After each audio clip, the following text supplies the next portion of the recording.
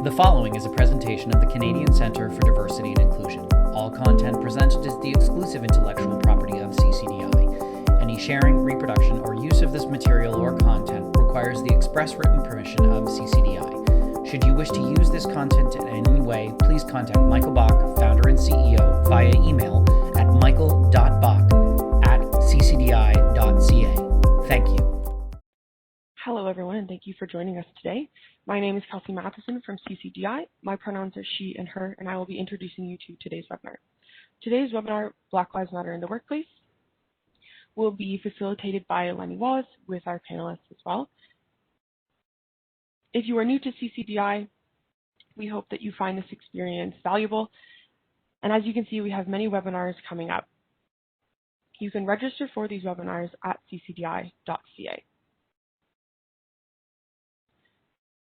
The information contained in the presentation reflects CCDI's knowledge and experience, but does not constitute a recipe that can be applied equally to all organizations. The presentation and related materials do not constitute rendering of legal, consulting, or other professional services or advice of any kind. CCDI is not liable for any claims, losses, or damages of any kind arising out of or in any way related to the information provided in this presentation. And opinions expressed by participants, including panelists, are their own and not representative of CCDI. Now, some housekeeping notes. To ensure you can hear the presentation today, we've muted everyone's line. If you have any questions or comments, feel free to write them in the Q&A chat box directed to all panelists. We encourage you to take notes throughout the webinar. Although the presentation slide deck will not be distributed, we are recording the session, including the questions at the end. Employer partners of CCDI will have access to the recording as well as previous webinars in our knowledge repository. Now, a couple points about the platform itself. You'll notice on the top right side of the webinar screen, there's a full screen button. Feel free to click if you'd like to view the webinar in full screen mode. You can hover over this icon to go back to viewing the Q&A chat box and captions also. We have closed captioning available for this webinar. You can view it in the box on the bottom right of your screen under the heading of Multimedia Viewer. You can scroll to the right and press settings of this box to adjust your font size for better accessibility at any time during the webinar. Right above this, you'll also notice the Q&A chat box. This is where you can enter any questions or comments you have for myself or the panelists. Only we can see your questions, and we ask that you please direct them to all panelists. We will hold off on answering questions until the end of the presentation, and we'll explain the process involved with that. If you are having trouble with your audio connection, please go to the Communicate tab on the top left of the gray banner. From the drop-down option, select Audio Connection and ensure your speakers or phone are connected. With that, I'm pleased to introduce Lenny Wallace, who will take over at this point. Hello, good afternoon, and welcome to today's webinar on BLM in the workplace, which today will take the form of a panel discussion hosted by the CCDI. We welcome you in many languages as you share with us today from across Canada and across the world.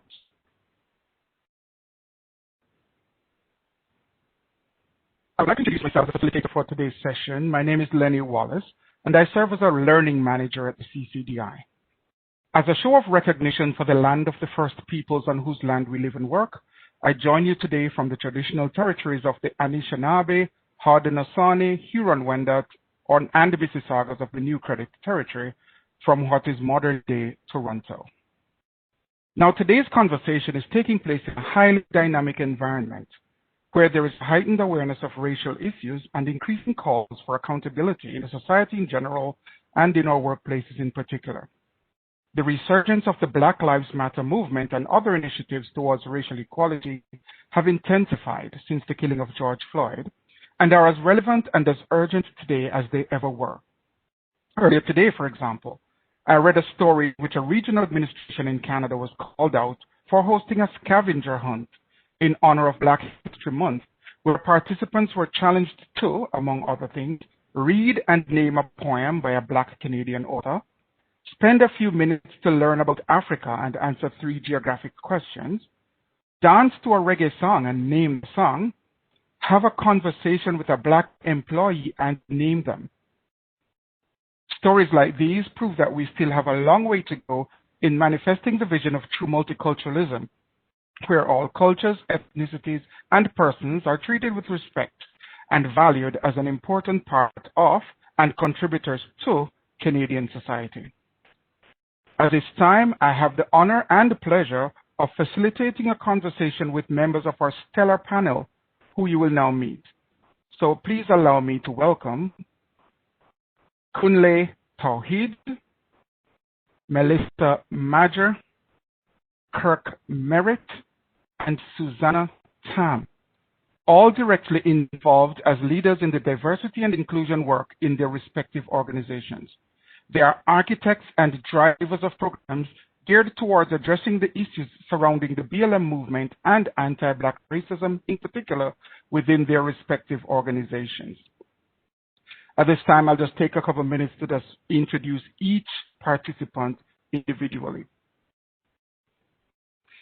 Now, Kunle Tawhid is the Vice President, Financing and Consulting at the Business Development Bank of Canada, BDC. He is responsible for overseeing BDC's lending and advisory services in Eastern and the Northern Ontario corridor. He holds 2 degrees in finance and banking, and is an alumnus of the Ivy Business School. Originally from Nigeria, Kunle brought a wealth of international banking experience in retail, commercial, and corporate banking with a Nigerian bank which was affiliated with BNP Paribas. Following this, he had a very successful career with one of Canada's leading chartered banks before joining BDC as a business center manager in 2011. He has notably taken a leadership on the adoption of new technology, providing mentorship for new hires, and he sits on the bank's council, the Leadership Council for Diversity and Inclusion. Our next panelist is Melissa Major, and she is the advisor of the strategic initiatives within the Office of Culture and Inclusion at the Regional Municipality of Peel. The Office of Culture and Inclusion leads work in the areas of organizational culture change, accessibility planning and diversity, equity, and inclusion. Most recently, the team has elevated its focus on addressing anti-Black racism and systemic discrimination, both in the workplace and in the community. Melissa started out in human resources, working for organizations such as BMW Group Canada and PricewaterhouseCoopers. But for the past 12 years, she has been working in the field of diversity and inclusion, driven by a desire to create an inclusive environment where individual differences are embraced and valued, and where everyone has the ability and support to develop to their full potential. She's also a career coach with Rotman School of Management, working with internationally educated professionals to help them navigate the Canadian workplace. Melissa holds a master's degree and an honors bachelor's degree in psychology, and she has traveled extensively, and she has done work in Australia as well. Kirk Merritt is the Senior Vice President, Senior HR Executive, with 20 plus years leading HR teams in Canada, including his current role with Hyundai Canada and previously with Mitsubishi Canada and Eddie Bauer of Canada. He has a passion for employee experience and engagement as a business driver, and he has led Hyundai Canada to a regular spot on the list of the top 50 best workplaces in Canada. Working with company leaders to provide an incredible employee experience gives Kirk an even bigger thrill than the ones he experienced running with the bulls in Pamplona, hiking Mount Kilimanjaro, or solo skydiving. And we have Susanna Tam with us as well. Susanna is a lawyer and a diversity, equity, and inclusion leader with over 14 years experience in creating innovative strategies and initiatives that promote inclusive workplaces. She is currently an organizational development consultant, specializing in DEI with the Insurance Corporation of British Columbia, the ICBC, focused on enhancing structural inclusion by assessing and improving talent management processes for the organization. She formerly served as the Director of Inclusion for a national law firm and as the diversity policy lawyer for the provincial regulator of the legal profession. In short, we have a wealth of expertise here with us today, and we are honored to have these 4 astute individuals as part of our panel. I will now invite each person to take 2 minutes to introduce themselves and to give us a brief overview of where they are in terms of their D&I journey in their workplaces. And we'll start with Kunle.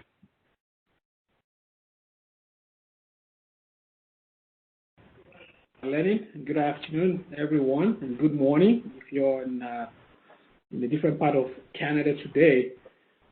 Based on the introduction you just heard, I came to Canada in 2002, having cut my teeth in the banking world in Nigeria, having worked with BNP, where I rose as a leader, manager responsible for corporate and commercial teams in Nigeria and on the West African corridor as well.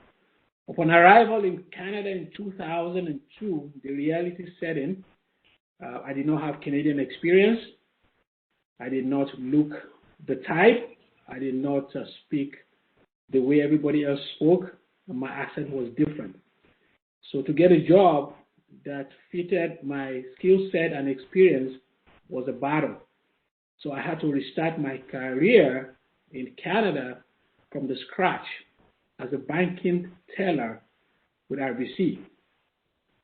I found my way up through the chain, working in retail,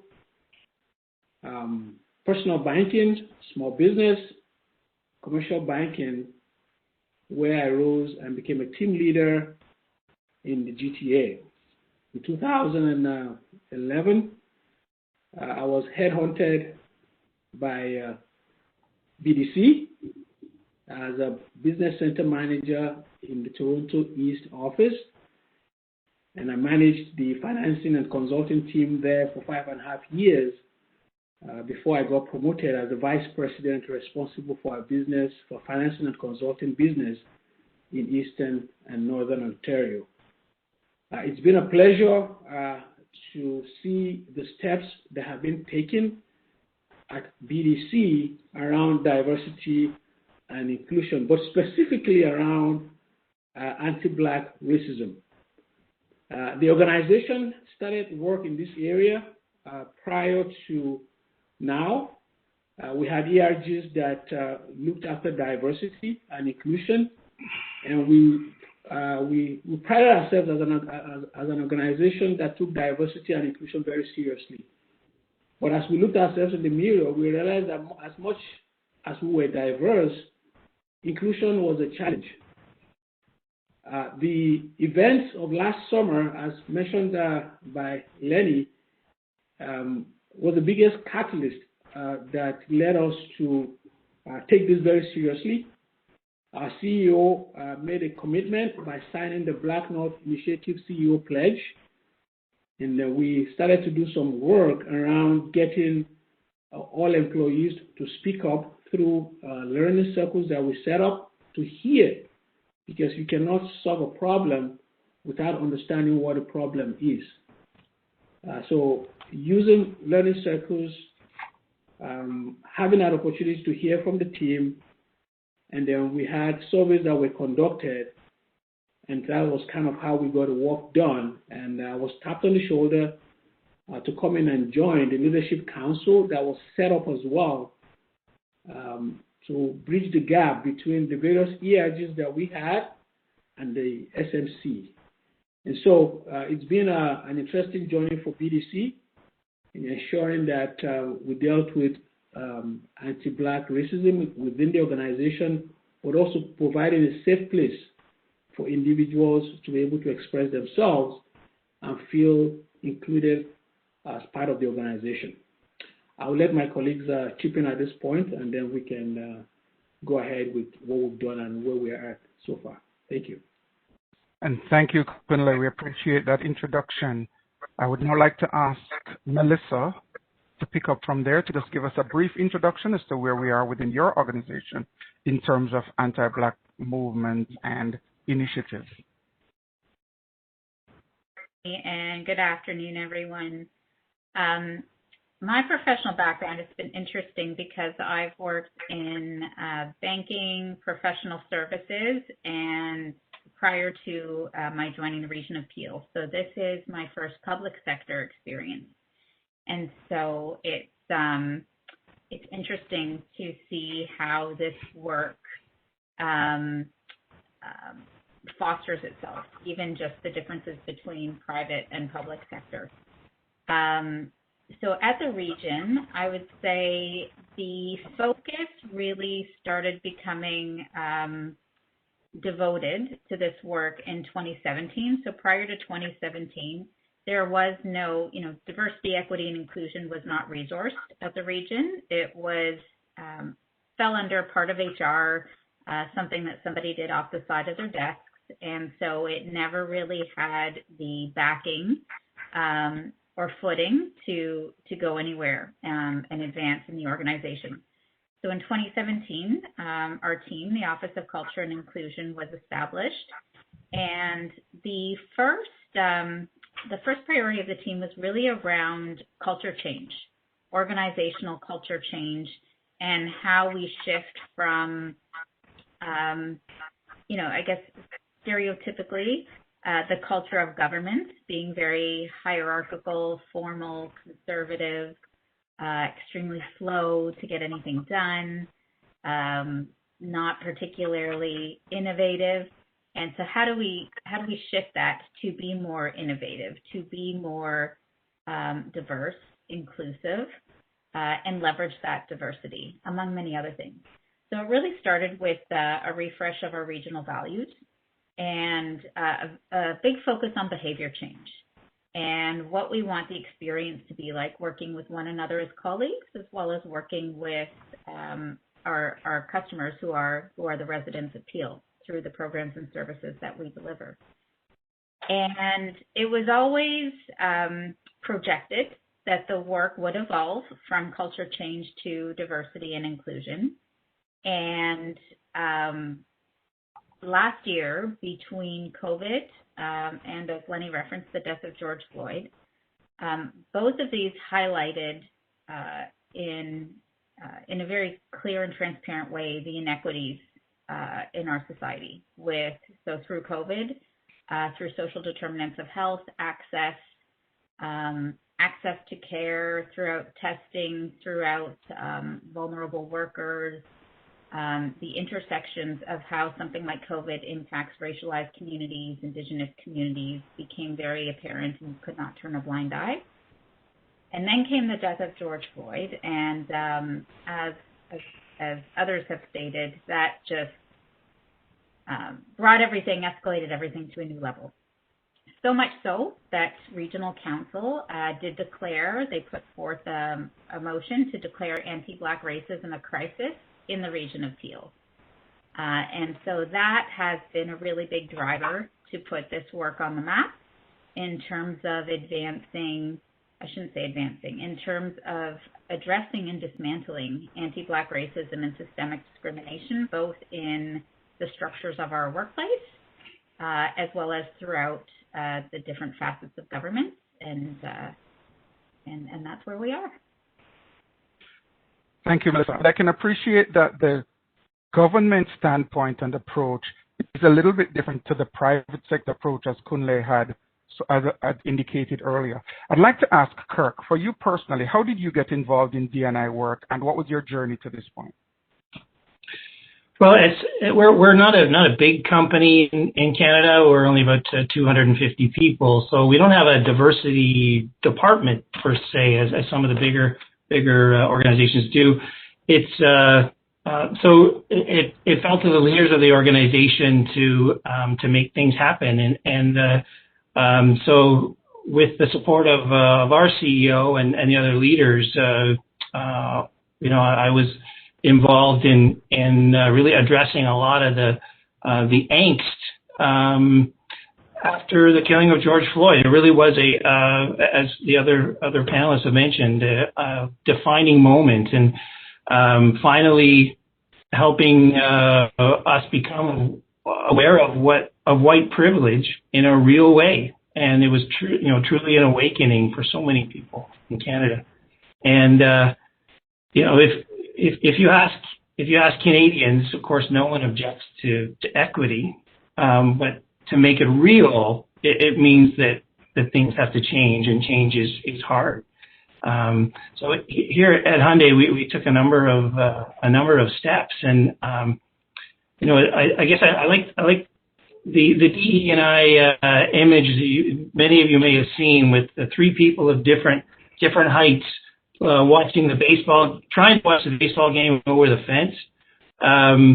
And to make it more equitable, the first inclination is to add boxes to help people, the shorter people, see over the fence. We tend to look for the quick fix, but the best solution, of course, is to remove the fence. And I think that's what we're trying to do as leaders in our organizations, is to remove those fences, remove the systemic barriers, so that everyone does have the same opportunities. And there's no shortage of evidence in Canada that Black people do not have the same opportunities. And the business case has been made 1,000 times that a more diverse workforce improves your organization in countless ways. So, what are we waiting for? And so we jumped in full bore and at Hyundai to take a number of steps.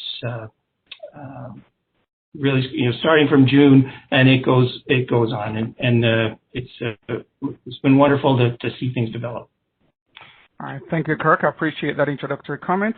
We now move to Susanna, and I'll ask you, Suzanne, if you could just walk us through your introduction into D&I work. If you could just give us a quick overview of that. Sure. Thanks, Lenny. I spent 12 years doing diversity, equity, and inclusion work in the legal sector, and thought it was important to have a bit of a change. And like Melissa, I kind of went from private sector to public, and it's a very different culture.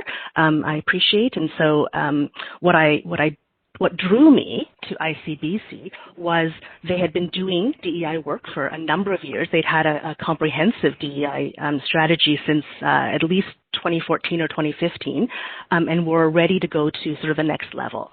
And what I mean by the next level at ICBC is that there's an understanding that to get to inclusion, you need to work on both the behavioral side and the structural side. I have a partner in crime, Magda Tres Palacios Rubio, who's in the audience today, and she works a lot on the learning and development piece that's on behaviors like unconscious bias, understanding what inclusive behaviors are, inclusive leadership. And my mandate is much more on the systems, processes, policies, practices, where unconscious bias can get baked in. We're ICBC, so we talk about it like the road, right? Like, make sure the roads work, the off-ramps, on-ramps work, and to also make sure people can be good drivers. So you're not going to get to your destination without both of those things. And so I really appreciate that. What had happened is, we've all been affected by, as Melissa said, not only the COVID pandemic, but then overlaid with the global Black Lives Matter movement. And I think it really brought to light in a way that was undeniable. Like, you could not look away anymore about how much systemic racism there is in society. And I think for our experience was really our employees raised issues and said, well, what are we going to do about it? And our leaders responded.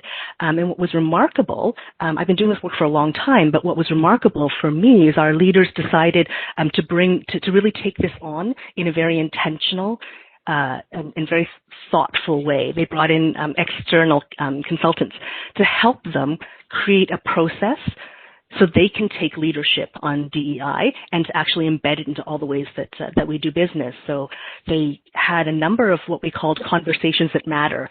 And it was so cool to see all of our senior leaders sitting together talking about racism, talking about other forms of oppression.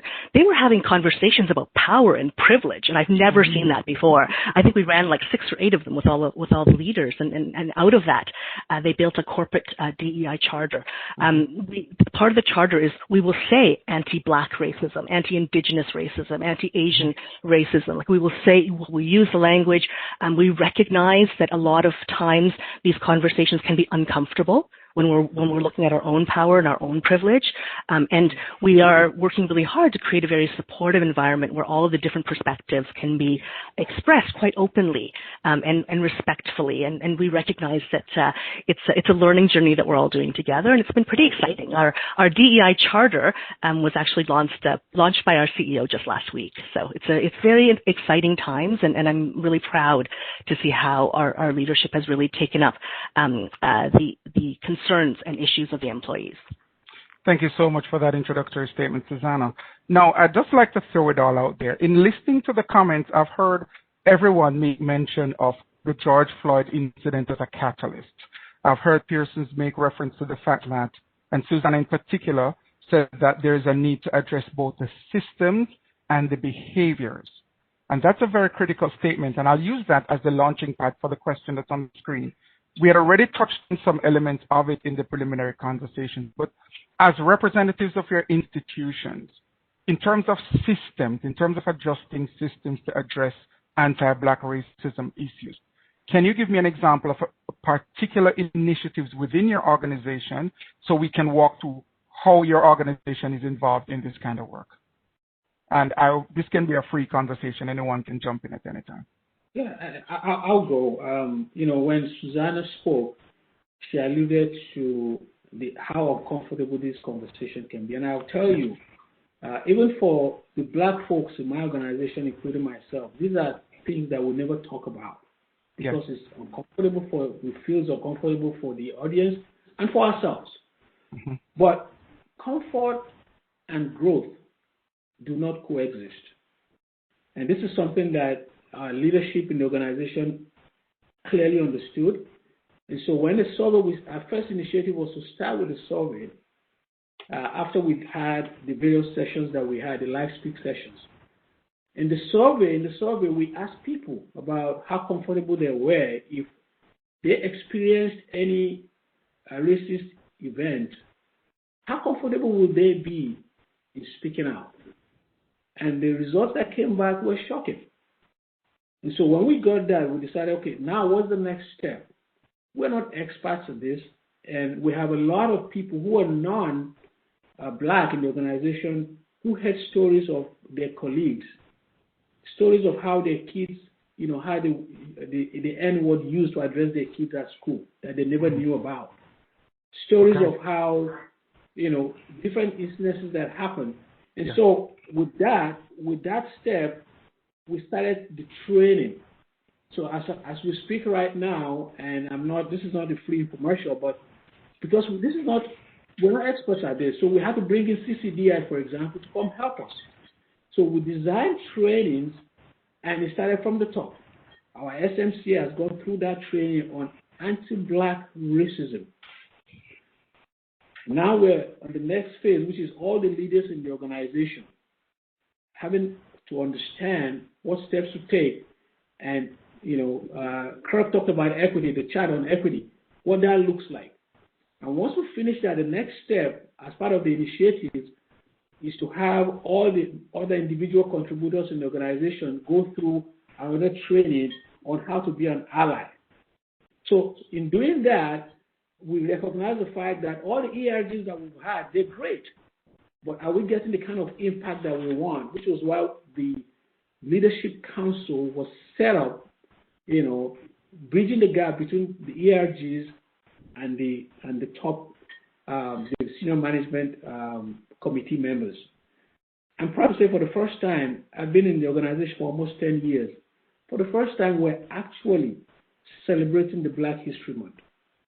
Now, we've always talked about it, we've always had it on our website, but when I say celebrating, really celebrating, within every part of the organization. Our CEO last week profiled Black entrepreneurs that we have and the impact we're making, and Black employees are being profiled as well. So that's part of the initiatives that we've taken. In addition, we just also signed 12 Black employees into a McKinsey Black Leadership Academy as part of helping them to, to advance in their career within the organization, because we all know that is really the challenge. We can bring in Black people. How do they advance within the organization? So that's another initiative that we've put in place to make sure that we're helping and raising this next set of leaders. So these are part of the initiatives that we've put in place, and many more that we have. Again, in the interest of time, I will allow my other colleagues to chip in and talk about what they're doing as well. Sure, I can jump in. Thank you, Kunle. Some of the things that we've put in place at Hyundai resulted from some initial all-employee discussions that we had, and we we brought, this is going to sound like a CCDI commercial, but we brought in CCDI to facilitate a couple of all-employee meetings on Zoom. It was pretty intense. We'd never done anything like this, of course, and to talk about such a sensitive topic. But it really was amazing, and some great discussion, tremendous discussion.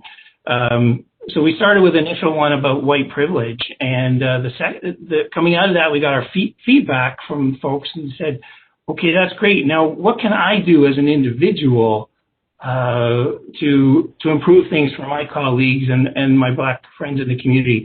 And so we had a follow-up all-employee meeting where there was breakout rooms on Zoom, lots of good discussion again, and it was tremendous. Some of the things we've done since is we have a diversity advisory group that meets monthly with our CEO, discussing any number of things, updates. I have to provide updates to that group. That's who I'm accountable to in terms of our DEI activities.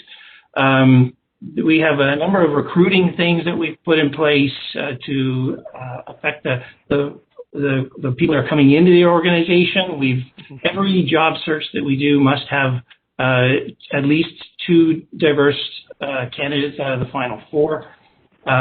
We've implemented AI screening and a online testing tool to help reduce unconscious bias by HR or a hiring manager. We've doubled our employee referral fee for diverse candidates. So thereby sending the message that that's super important for us. We've implemented a speed networking event for diverse referrals. It's like speed dating. You spend 10 minutes with each Hyundai interviewer on Zoom. It's through breakout rooms, etc. And we're proactively interviewing diverse candidates. So when we have an appropriate vacancy, we can jump right to those folks. We've partnered with the Onyx initiative, and so that they're helping us identify Black candidates that we've hired as interns and new grads to our team. Also the Black North Pledge, and our CEO is committed to that as well, the 7-point pledge. And further to that has also joined the Education Committee on Black North to really follow his passion towards improving things for Black Canadians. Thank you so much, Kirk. I'd like to just interject here for a second to ask a question of the other person who have not yet contributed. In outlining what initiatives you have created and what's working, could you also touch on initiatives that you may have tried that haven't worked and just walk us through how you navigated those and what you may have learned from initiatives that you may have tried before and didn't work? I'll jump in. I'm not sure about, things that really didn't work. I mean, I think it's really about learning and growing, but yeah, I'll give you an example. We had an all-employee forum, like Kirk did, on Black Lives Matter and anti-racism, and had such good uptake from our employees and attendance. And what I appreciated about that was that our leaders attended and did not speak. Like, this was really holding space for our employees to talk about their issues and how they were feeling. And it's really important for us to have that kind of listening cycle built in. And again, it's a systems approach. So our most senior leaders are actually sponsors of our employee resource groups. We have 7 very active employee resource groups. We have a diversity and equity inclusion council, advisory council of folks who represent each of our business divisions. And so we've always been very active. But what I think has been really helpful is now that our leaders are getting more engaged, it really supports the engagement of our employees. Yes. So after the success of the Black Lives Matter forum, our ethnicity ERG started a book club. And they brought in an author of a book who talked about colorism in South Asian and Asian communities. And it's been really good to raise some of those issues in a very supportive way and not a very confrontational way. Our Disability Inclusion ERG has done a number of seminars. They did a seminar on reducing stigma for people with disabilities in creating an inclusive workplace. And literally yesterday, we had a really great seminar on neurodiversity and how to support folks with diverse cognitive abilities. Trying to think of what else. We had an Indigenous Perspectives Forum that was fantastic. We had an Indigenous consultant come in and talk and bring in an elder and really talk about how we can understand Indigenous history through an Indigenous lens rather than a settler lens. And it's been such an amazing educational, it's been such a big culture shift. I mean, I'm in organizational development, so we're all about changing culture. Right. And to create this sense of learning all the time, the continuous learning and the continuous sharing has been remarkable. And I think that's the piece that I think has been really successful. It was an opportunity to re-engage and revitalize our ERGs and our advisory council. Okay, thank you so much. And Melissa? No, I appreciate the question in terms of something that didn't work, but maybe we're just too early on in our journey to have faced something that All right. didn't work yet. That's understandable. But we've had wild success with our Courageous Conversation series. Okay. And so that is an initiative that we undertook, that my team undertook directly in response to the death of George Floyd. And much like Susanna referenced, this was a holding space for listening, grieving, healing. Yes. And my recommendation to senior leadership was to only do this with our Black employees. And they were very apprehensive. They thought that's exclusive, we need to include everyone. And I really encouraged, I said, we need to start this with the people who have been most affected. And I'm sure many of you heard this analogy about the house on fire, and the fire people respond to the house that's on fire. It doesn't mean every house isn't important, but the ones that are on fire are the ones that need the most immediate attention. Mm-hmm. And so we held 7 sessions with just our Black employees and our executive leadership team. Like Susanna, our ELT was there to listen and not comment, just listen and create a safe space. And the experiences, we had about 25 to 30 people participate in each session. And there was a lot of apprehension about sharing their lived experience for fear of, repercussions from their leaders. It was a very vulnerable and fragile session. Mm-hmm. And what happened from that fundamentally changed the mindset of our leadership team. Okay. Their eyes were just opened in a very different way, eyes and minds and hearts. And so what that led to is the broader Courageous Conversation series, where we did invite all staff. We held sessions on anti-Black racism, but we also held sessions on a number of different dimensions of diversity. And we introduced a polling segment. So the format for these sessions after the first round with our Black staff, we overlaid it with a little more structure, and we had spotlight speakers who would speak about their lived experience for whatever the topic was. So persons with disabilities, LGBTQ2S. We did South Asian, East Asian, number of different dimensions.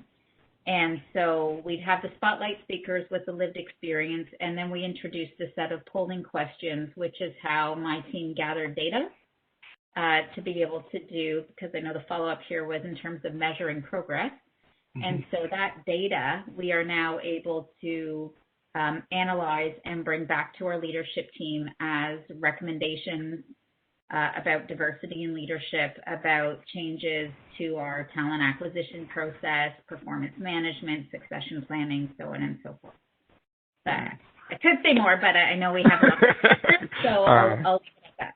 Appreciate that, Melissa. Thank you. And what I hear from the panelists so far is a lot of listening and willing to be vulnerable and willing to communicate the things that are happening. But in that context, I have a question which asks, how can we include persons of color, Black persons in this case, in creating initiatives without overly pressuring them to be the spokesperson for their heritage? Is this a challenge that you have faced? And if so, how have you managed and overcome this challenge? Is there anyone who has faced this? Yeah, how have you navigated it? Go ahead. I can speak to that, Lenny, because like I said at the beginning, when we set up the Leadership Council last year, my boss reached out to me to say, we'll need your help to do this. And quite frankly, I had to think really well about, whether it's being comfortable or not. I'm never shy to speak up. However, one thing that I know, and being Black and having Black colleagues, I'm the most senior Black individual at the BDC. And so people look up to me. People are able to share their experiences with me. And so when you look at, do people feel forced or, should they participate? The first thing is trust. When we say we're going to do this, we did a lot of stuff that I talked about, the surveys, the training sessions and all that. Yes. People are asking, is this just because of what has happened? We all knew what happened, south of the border. Is this going to be the flavor of the month? Is it just going to be the flavor of the season? Are we just doing this for the politics that it is? Or are we really serious? That's a question I've heard before as well. Yes. Yeah, so in 7 months, I can probably tell you the things that we've done around, I'm not just talking diversity and inclusion, I'm talking specifically around the Black in organizations. What we've done in 7 months has exceeded everything in the last 10 years, like in just 7 months ago. It's not just the talk. Talk is cheap. And so when people see that you put your money where your mouth is, people will be confident. So in virtually all the ERGs that we have right now, we have Black folks stepping up because they are really seeing the leadership. It's not about just accountability. It's about the leadership. It's coming from the top. And we understand the power of leadership. On January 6th of this year, we also saw what happened south of the border. When the head of the snake said, let's go, the body of the snake went. And that is the power of influence that leadership can have. And that is what is happening in my organization. The leadership is taking this very seriously. The training started from the very top.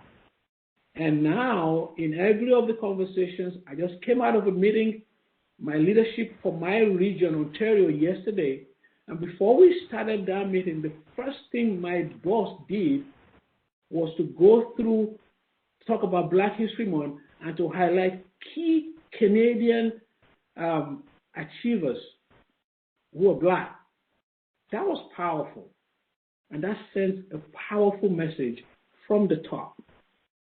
So people are seeing this in my organization, and a lot of Blacks are stepping up to speak up to ask. Because if we don't speak up, people do not know where we need the help.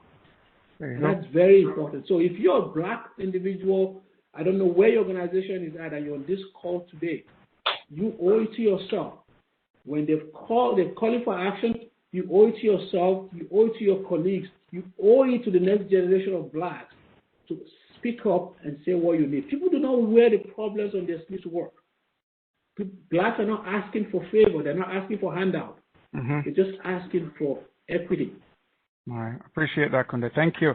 And I hear echoes in your comments of a statement Susanna made earlier, where she said that it's about leadership and then the general body will follow. And in light of that, let me now move the question, and I'll ask Susanna because I just made reference to her. With regards to the initiatives that we have in our organizations, how well are they working? How do we know how well they're working? How do we measure their success and their effectiveness? What metrics and measures do we use to measure the success of these initiatives? Yeah, I just wanted to add something to what Kunle was talking about first, though, with respect to, and your question, Lenny, about how we can't put the burden on Black people and people of color to do all the work, right? I think that's something that, in those conversations that matter that we had with our leaders, we were very clear about that, right? We're creating space. People can share their experiences and their observations, but they're not required to do that. Like, I don't speak for Asians everywhere, right? Like, that's part of the burden that racism puts on us. We asked our leaders to start with vulnerability. Our most senior leaders started with their perspectives first. And so when you lead with vulnerability, you create that space. And so we definitely don't want to put all the burden on others to do the work. And we're focusing this year on allyship, very much on allyship as well, because we can have people with lived experience speak to what is needed. And what would be helpful, and we can have other people do the work as well. We all have that responsibility. With respect to measuring, we have always done demographic measures of our people, and our commitment at ICBC is to be as representative and as diverse as the people in our province, right, as the customers we serve and the communities that we serve. And so for the upcoming year, we've actually decided to create a very comprehensive survey strategy looking at both looking at three things: demographics, employee opinion, right, rolling in employee opinion work, and also engagement, right? So we can find all of the ways those aspects intersect and how we can disaggregate on the basis of whether leadership or gender identity or race. I mean, I think that's the way we can get the most robust metrics to help inform our work, and that's something we're working on right now. Right. Thank you so much for that. And I now ask Melissa a question. In terms of the initiatives that we have, and you may have heard about or that are working within your organization, what are your plans in terms of moving forward to sustain these initiatives? How sustainable are they, and what are your plans moving forward to support and sustain these initiatives? Good question. I think one of the things that has been successful is we have created a D&I advisory committee, and so these are director levels of each department. So opposite to Hyundai, we've got 6,000, upwards of 6,000 employees, and the business of the region of Peel is diverse in itself, right? We have public works and wastewater, we have public health. So we're dealing with the COVID crisis and trying to vaccinate an entire community right now. And then you've got human services. So it's been very valuable to bring a leader from each department to the table of having these conversations. Susanna just mentioned data. We undertook our first workforce census this year. Prior to that, we had no data. We couldn't tell you who the makeup of our staff are, and to me that's embarrassing. You don't even know who your own people are, and so we're just communicating the results of that census now, and in terms of advancing the work and sustaining it, I think what's most important is the accountability with the recommendations. So we've invited our employees to share with us through courageous conversations and through the workforce census their experiences with discrimination and racism. They have been very in your work environment. Yeah. Okay. Yeah. And they have been very clear in our work, yes, that they've personally experienced at the region of Peel. Okay. And we went so far as to even qualify in the last 3 years, right? Because then I see people who say they experienced it 10 years ago. Leaders change, right? So we want, we want to set our eyes on what's happening now, really get a pulse of what the current environment is. Okay. And we've been told loud and clear, like recruitment processes need to change. Performance management, succession planning, mentoring, access to leadership opportunities, training and education, yes, but a lot of these levers do fall within HR. And so we're in the process now of communicating back to the organization that we've heard you, here's what we heard, and here are the actions that we're committed to undertaking. So we we are going to be doing an employment systems review, bringing in a third-party consultant to do an audit and review of all of our policies, processes, and procedures, looking for barriers that may be promoting inequities unintentionally. So I think the sustainability and the advancement is really in the accountability and follow-through. We've asked the question, we've got the information, what are we going to do about it? All right. Thanks for that. And it's important that we put these structures in place, because if accountability is to come from leadership, then sustainability also has to be funneled and supported by leadership. So my question to Kirk is this. In Melissa mentioning courageous conversations, how can we as HR practitioners, as leaders in our organizations in D&I space, how can we ensure that these courageous conversations take place in an environment where persons feel safe and where persons feel that they have a voice that will be heard? Yeah, good question. It's a little scary when you talk or you think about opening it up to this sensitive area. I think the success, our success is based on the authenticity that people saw from leaders. That they were kind of, somebody mentioned vulnerability before, and it's that set the tone for others to open up. We still have a ways to go on it. You know, it's not like everybody's wide open with their thoughts on it, but we've come a long way, and I think I think the biggest roadblock we have is up here, and it's being resistant to change. And we think if we have to change, it means we were wrong before, and frankly, we were. So we've got to make those changes, but authenticity and really listening. We've got that at the top with our CEO, and that flows down from there. All right, thank you so much, Kirk. Now, as part of moving towards managing our time effectively, I have a question from the audience. I'd like to put that out there and have any of the panelists who feel comfortable respond to the question. It's in line with what Kirk was saying. How do you address behaviors that are not reflecting learning or willingness to change behavior or practices? Anyone would like to take that up? Feel free to go ahead. How do we deal with this when your staff, your client, your audience doesn't seem to be willing to make the effort to make the changes? Comment Go ahead. briefly.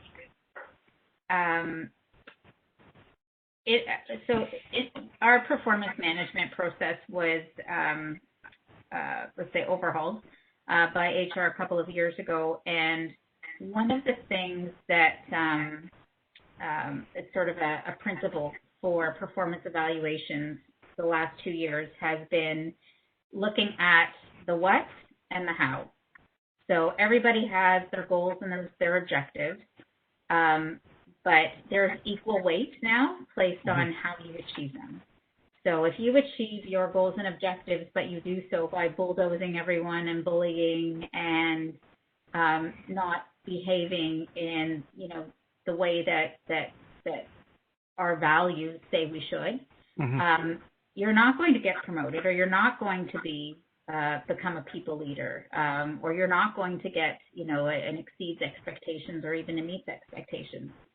So there's been a lot more focus on the how we interact with one another, and then I'm sure, Kirk, everyone's very familiar. We do have our leadership competencies, so weaving all that inclusion and awareness, right? A lot of awareness about racism and bias and all of that into the performance management process. I think that's one way we've been able to make accountability, or at least consequences for behavior that's not acceptable as part of our cycle. But I mean, personally, there's much more that needs to be done in terms of tolerance levels and I think greater actions that can and should be taken.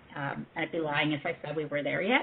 But that is one small feat that we've been able to do, is placing more emphasis on how we get work done, just not the fact that it gets done. All right. Thank you for that, Melissa. Go ahead quickly.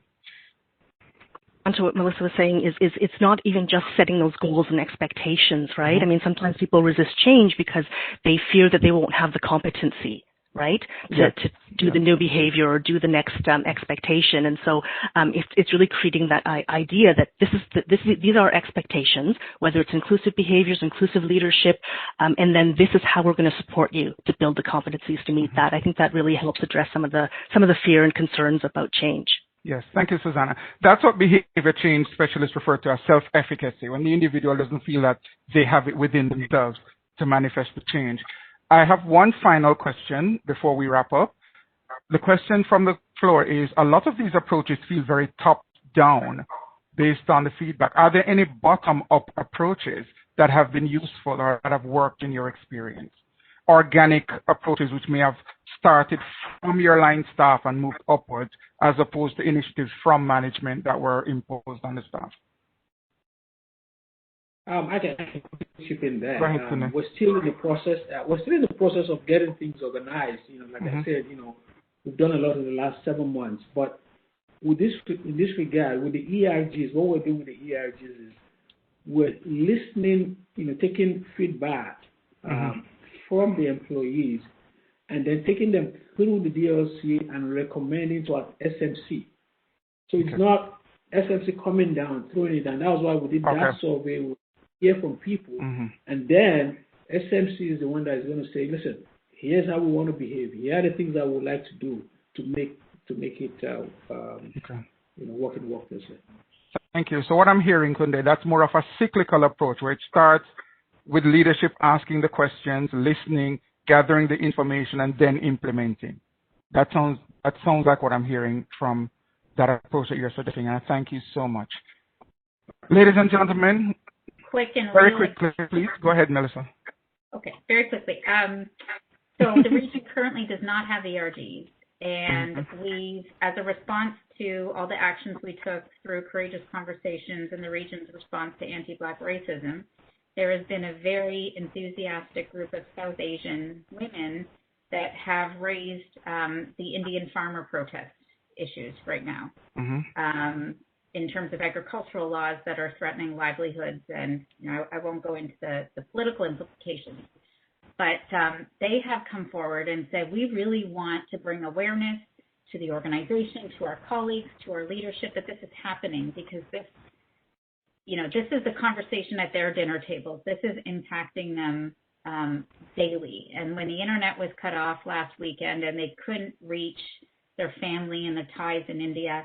And so fast forward, because I know we're running out of time, but that has actually organically spurred the establishment of employee resource groups. So now we've worked with them to become the first South Asian employee resource group, and they will host a dialogue to bring attention to this matter. So that was very organic in response to the work we did with anti-Black racism.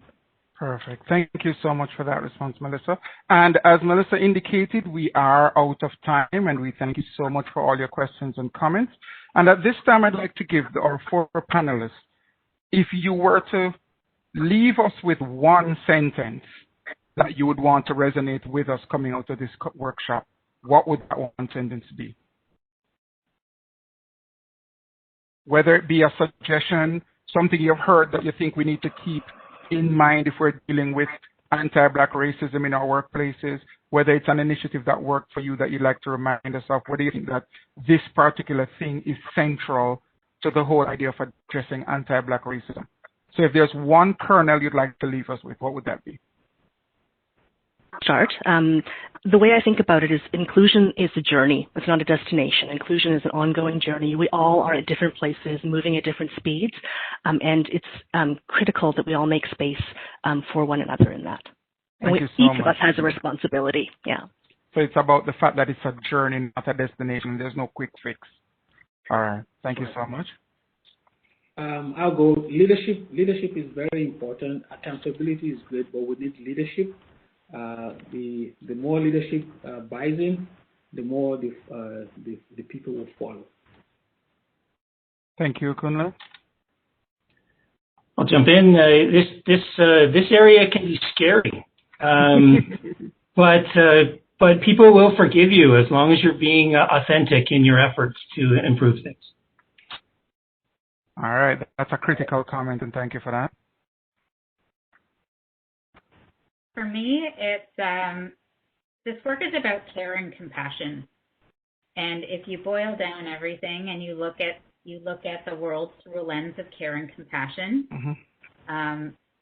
you can't go wrong. So when people get very paralyzed with fear or sensitivities around how to approach this, I don't want to say the wrong thing. Yeah. I don't want to seem insincere, and so people avoid.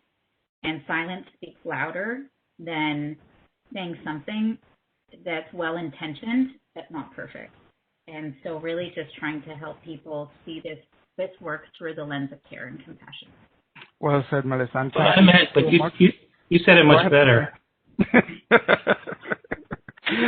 Thank you to all our panelists, and thank you to all our audience who participated with us today. As we close, I'd just like to remind you that coming out of this session, some of the things that were said, that comfort and growth cannot coexist.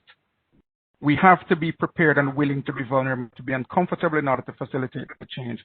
Leaders must lead in these processes, and listening is critical to the operation. So we'd like to say thank you so much for today, and enjoy the rest of your afternoon. Thank you. Thank you. Thanks, Lenny. Thanks, Lenny. Thanks, everyone. Thank you. Thank you. We hope you enjoyed today's webinar. For more information on upcoming events, please visit our website at ccdi.ca.